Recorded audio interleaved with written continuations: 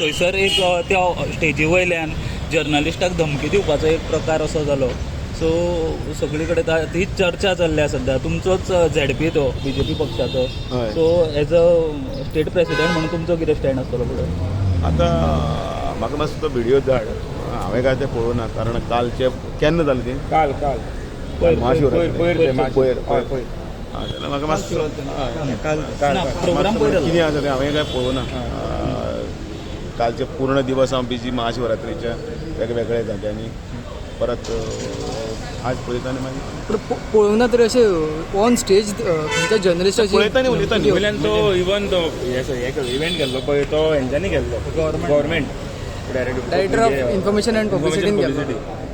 आनी तेच स्टेजी वयल्यान पूण दिवन कशें पळयता तुमी काय अशें जर्नलिस्टांक बीन ओपनली धमकी दिवप?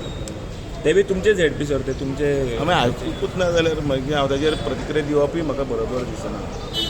पळयता हांव. तुमी इन्क्वायरी करतले? समज मेळ्ळे तर तुमी सांगतले तांकां मागची बीन सांगतले. न्ही आतां तो पयलीं पळयता आनी ताजेर कितें आसलें स्पश्टीकरण तुमी घेतलें कितें आसा तें.